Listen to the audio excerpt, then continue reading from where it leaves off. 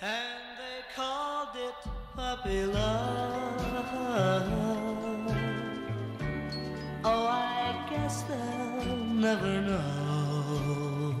Welcome back, everyone. We have some gorgeous dogs in here this morning. You know, here's something that you may not know about. There's a breeding practice that can cause beautiful Australian Shepherds to be born blind, deaf, or even both. And many of those impaired animals end up having a harder time, of course, finding homes. And that's where amazing Aussies Lethal White Rescue of Arizona steps in. From that organization, we have Dina Kilgos and Bill Abernathy to tell us a little bit more about. And you also have some of the other volunteers here. So thank you all for being here, first of all. Well, thanks for having us.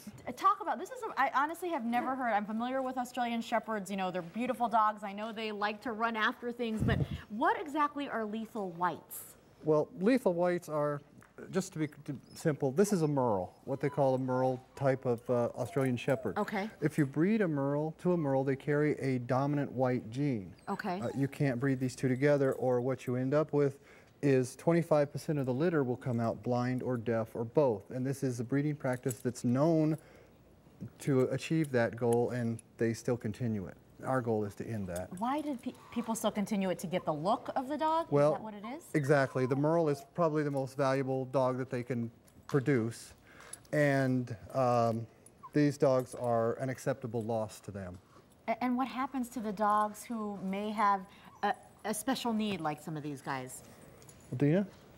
Well, if it's actually a breeder, a lot of times the breeder will cull them out right when they're born, so they never make it out, which is why we use the terminology lethal, because to them it's lethal to be born white in many cases. Oh my goodness, that's just heartbreaking to hear. Tell me about the ones that we have here. Now, I know this guy here, he can both see and hear. This is fine. Winston, he can see and hear. He's a normal Australian Shepherd merle. Okay. Oh, and then we have Chica. Hi, Chica's about 1.5 years. She's blind and deaf. She's also our spokes dog for the rescue, so she actually does belong to the rescue. And then I have Zoe here. She's about 7 weeks old. And this is Roxy. That's her sister. And then we have down on the floor Ashes and Snow, which are also brother siblings. They are both deaf. And people are watching this asking, how do you even begin to train a dog who may be deaf or blind, or like Chica, both? We use hand or touch signals. So a lot of people, when they train their dogs today, you do use your hands to signal. And so it's the same type of thing. So we might say, come this way or stay. With the ones that are deaf and blind, we just use body touch. So instead of using my hand to say, come, I'll do it under her chin, and then she'll know to follow me that way. Wow. And what about having these dogs in your home for them to get accustomed to moving around your home?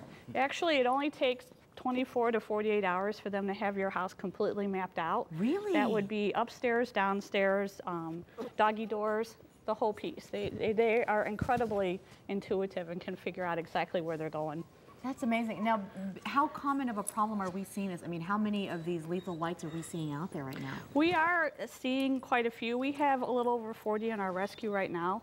And I think maybe the reason we are seeing more is that people are starting to be a little more open to special needs dogs, and they're not, you know, putting them down right away just because they're hearing or And deaf. I imagine they bring just as much love as any other animal. Absolutely. Yes.